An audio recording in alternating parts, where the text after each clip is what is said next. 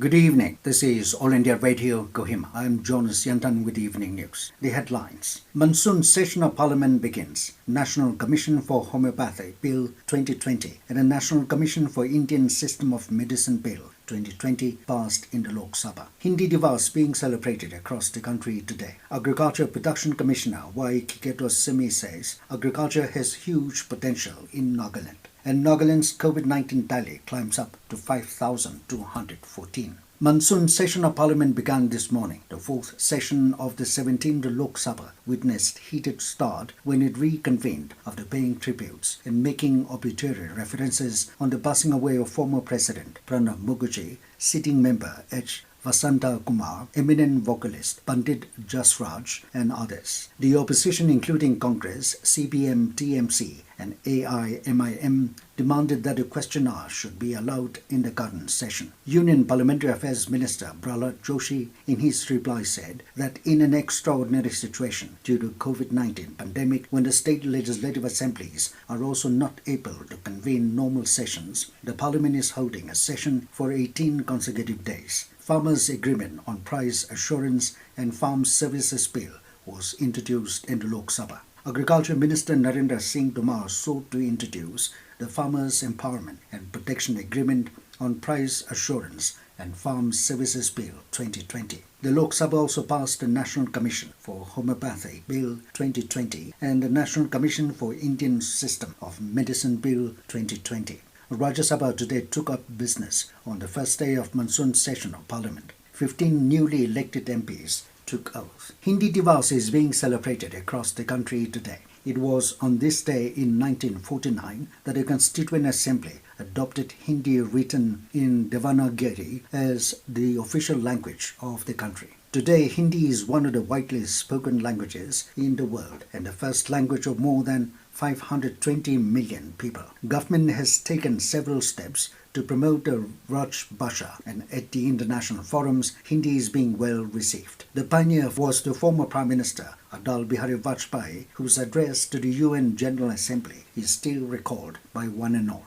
Vice President M. Venkaiah Naidu today called for according equal respect to all the languages and emphasized that no language should be either imposed or opposed. Addressing an online event on the occasion of Hindi Diwas 2020, the Vice President said that all Indian languages have rich history and people should be proud of our language, diversity and cultural heritage. Prime Minister Narendra Modi today congratulated and extended best wishes to the people on the occasion of Hindi Diwas. In a tweet, Modi congratulated all the linguists who contributed to the development of Hindi. Home Minister Amit Shah has expressed his gratitude to all those who contributed to the strengthening of the Hindi language.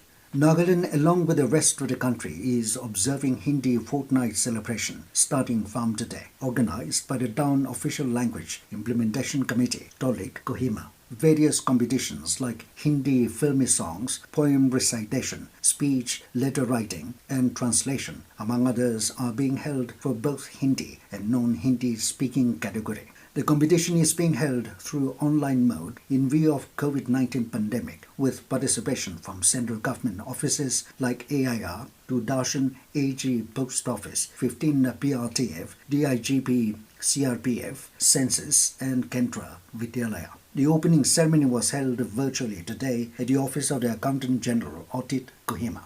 Marking the celebration, competitions on Hindi writing and paragraph writing was held. Agriculture Production Commissioner Kikheto Sumi said agriculture has huge potential in the state as the people are blessed with fertile lands. He said this while interacting with DC and various officials from the Agri and Allied departments today at Zonuputo as a part of his Nagaland tour to inspect and monitor the ongoing projects under NEC across the state. Kikheto said in the northeast, including Nagaland, plantation is very rich, being a young soil. He therefore urged all to utilize the natural gift of the land and aim to become self-sufficient districts. Kikheto further called upon the people to work in coordination between various departments and districts to help change people's mindsets with an objective to raise awareness about shroom cultivation and its adverse effects.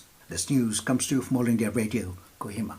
In Nagaland, 131 new positive cases of COVID-19 have been detected today, taking the total tally to 5,214. Health and Family Welfare Minister S. Pangyopom in a tweet this evening said, out of 459 samples received, 70 cases were reported from Kohima, 60 in Dimapur and 1 in Mon. Out of the new cases reported today, 77 were from the armed forces, 45 from traced contacts, 7 from returnees, and 2 from frontline workers. Besides, 14 COVID-19 patients have recovered, 9 in Kifre, 4 in Dimapur, and 1 in Mon. With this, the total recovered cases in the state stands at 3,897. Of the total cases, 1,289 are active. So far, out of 10 registered deaths, 8 persons have died due to the infection, while 2 were not COVID-related. Meanwhile, 18 have migrated to other states. Government today said the country's COVID-19 recovery rate has reached 78%. During the last 24 hours, more than 77,000 COVID patients have recovered. Health Ministry said the total number of recoveries has reached over 37,80,000. The constantly increasing recoveries have ensured that the actual caseload of the country has reduced and currently comprises only 20.36% of the total positive cases. Currently, India's case fatality rate is at 1.64%, which is one of the lowest globally. In the last 24 hours, 1,136 deaths have been reported, taking the toll to 79,722. In Japan, Yoshihide Suga was elected today as the new head of Japan's ruling Liberal Democratic Party. Suga received 377 votes in the party election to pick a successor to the Prime Minister Shinzo Abe, who announced last month that he would resign due to health problems. The other 2 contenders received a combined 157 votes. Suga is currently the Chief Cabinet Secretary of Abe's government, and he will then be confirmed as Prime Minister by a special session of the country's parliament on Wednesday. Tomorrow is the last date for online nominations and recommendations for the Padma Awards to be announced on the occasion of Republic Day next year. The nominations will be received online only on the Padma Awards portal. The Padma Awards, Padma Vibhushan, Padma Bhushan, and Padma Shri are amongst the highest civilian awards of the country. The award seeks to recognize work of distinction and is given for distinguished and exceptional achievements and services in all fields and disciplines. Government servants, including those working with public sector undertakings, except doctors and scientists, are not eligible for Padma Awards.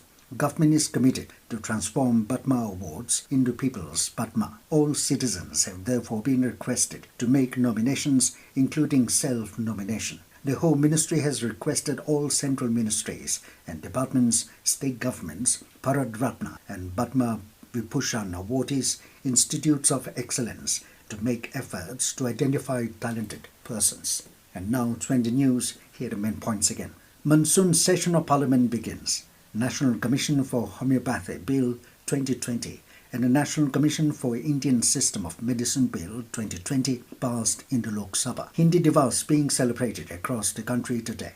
Agriculture Production Commissioner Y. Kikheto Sumi says agriculture has huge potential in Nagaland, and Nagaland's COVID-19 tally climbs up to 5,214. That is all we have in this evening news bulletin. Good night.